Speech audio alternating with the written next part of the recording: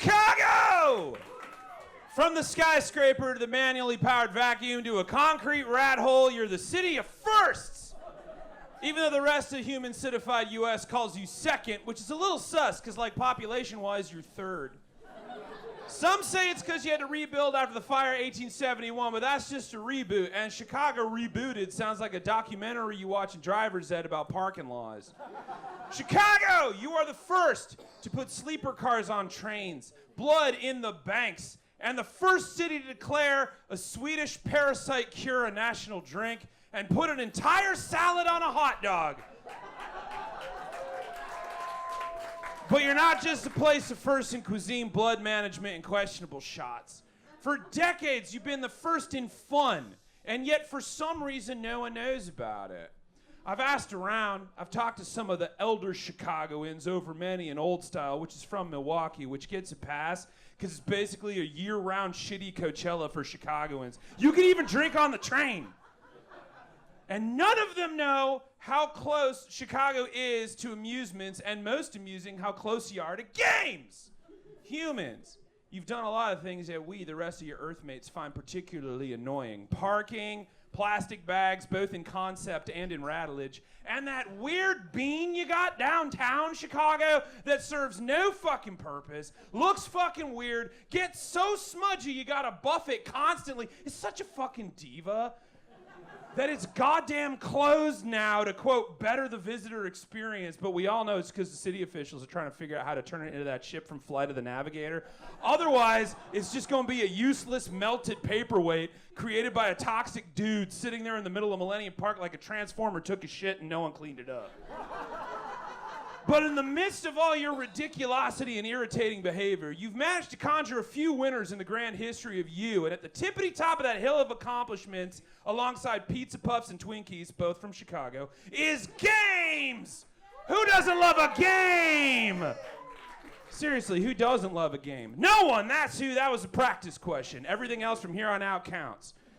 Of course everyone loves games. Have you seen reality? It's boring. It's a concrete floor with a stairwell. It's a news ticker going while everybody naps at Thanksgiving. That's reality, man. Where's the whimsy? Where's the larks? Where's the merriment? Going to the DMV sucks, but like maybe it wouldn't if you put some flashy lights, buzzing questions, and a theme song that doesn't leave your head for days. Hype it. Make it fun. Who wants to do shit? Especially at the DMV. Question. Does anyone know when the Real ID goes into effect in Illinois? Wait, what was that? Oh, yeah, okay, May, you said May 2025? You nailed it, that's 2 points. Life is not fun. That is why history class can drop you faster than a Salmonex and a chloroform milkshake. But if you make it a game, the history of anything can be a ride. And I know y'all hear me on that, humans, because games go back a couple, 3,000 years. But this story starts in Rome. Back in Rome, in the day, they were so bored they started rolling balls around. Who wouldn't? Playing a game.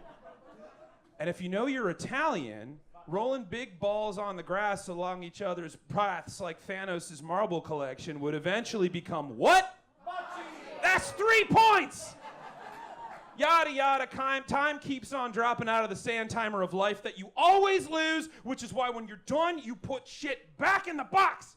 And humans, we're using sticks to pop balls around because of bugs or rain or just the general lack of allergy medication. Y'all brought the game inside, mostly at bars, because have you ever been in a conversation with someone at a bar? Eventually you're gonna wanna hit something and better the balls, right?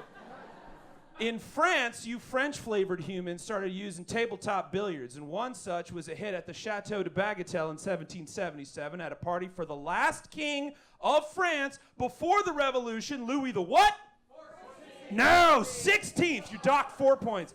It was a hit, and they named it after the party at the Chateau de Bagatelle and became the new hotness. 1871, the impossibly Britishly named inventor Montague Redgrave creates the tabletop parlor table bagatelle game. Made the table smaller, inclined the table, loaded a spring and a plunger in there, and for the first time ever, a human was happy to shrink his balls. Also, question, the hell was the name of that Price is Right game where you let the big disc fall down the board, hitting the pins to the bottom slot for points? That one was easy. It's just worth 1 point. But for 4 more points, can you tell me the highest amount you could win? 10,000! 1,000! Hell yeah! I hope you're keeping score, because I'm not. I already won. 60 years later, in Youngstown, Ohio, Arthur Palin found an old bagatelle table in the attic and refurbished it for his daughter for Christmas because money was tight, because the mills were closing. It was 1931, which is 2 years into the what? That's just for 2 points. Hang on. Then he and Merle Park, Earl Froome, and William Howell created Automatic Industries, responsible for building these tabletop bagatelle games.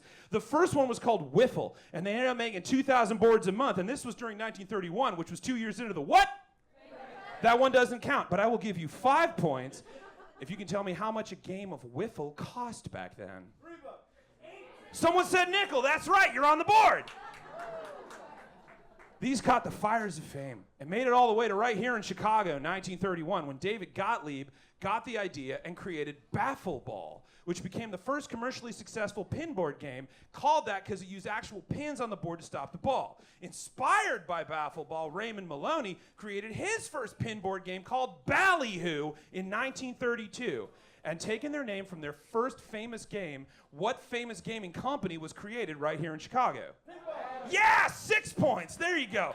Gottlieb and Bally's ran the game until 1935, when Harry Williams saw a copy of Wiffle, couldn't afford one, so he created his first table, Advance, which was fine. But it was his next game, Contact, that really bumped him up into the competition, because it used these wire-wrapped electromagnets, which when turned, would pop the ball back and forth. And for 7 points, what are these little ball-popping electro badasses called? No, solenoids. That's 7 points up. Thus, Harry Williams created the first electromechanical game, and then he became Williams Pinball. So that's the trifecta. Bally's, Gottlieb, Williams, right here in Chicago. But by then, it was clear the game needed a new name, and they called it what? Pinball. Yeah, that's 1 point, obviously, but it wasn't quite right.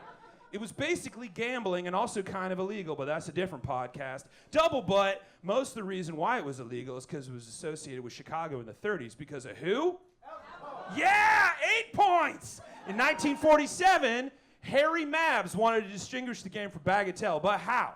What could possibly advance this already awesome gaming experience? Plunging a ball into an electromechanical board, nudging it slightly into the right hole. That's just life, man. One way down through a blinking, noisy chaos, desperately hoping, praying for a win. 1947, I heard someone go, aw. Yeah, that's where we're going, man. We'll talk after. 1947, Gottlieb answered the call, turning pinball from the gamble of bagatelle with their new table, Humpty Dumpty, which brought into the field the quintessential advancement in pinball history, making it the game it is today. And for 9 points, what was that added piece of tech? Yeah! The flipper, that's 9 points, right here in Chicago. Now it's not a gamble. Now you can control the ball, the chaos, your life. Pinball, from a simple starter kit from Ohio to the flippy ball slamming tactical gaming experience the Who sang about today. All because it was risen and baked right here in Chicago. The ultimate interpretation of all that is game, perfected right here on this very soil, in your very town. Chicago being to pinball like Detroit is to the automobile. And I will give you the final 10 points to anyone who could tell me why the fuck we got a melted silver turd downtown and not a goddamn pinball!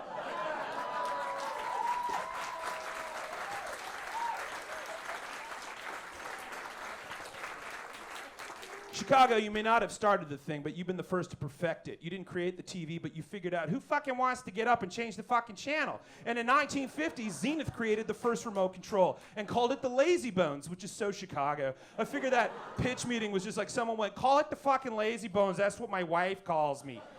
Didn't invent the car, but you figured you want to listen to tunes because driving is boring. And in 1930, Chicago's own Galvin Manufacturing Corp introduced the Motorola car radio, the very first mass-produced automobile radio offered for sale. In 1935, event promoter Leo Seltzer was looking to get humans into his events. And he read up in Literary Digest that even though it was the Depression, 93% of Americans were into roller skating. So he goes down to Ricketts on the near north side, talks it over, and the guys tell him, hey, try making it fucking fun.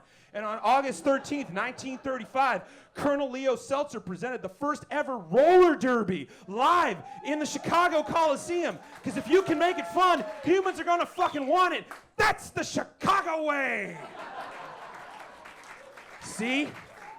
See what I mean? Could have just done a little history, but everything's more fun when it's a game, and Chicago sure makes a mean pinball. I love you. Good night.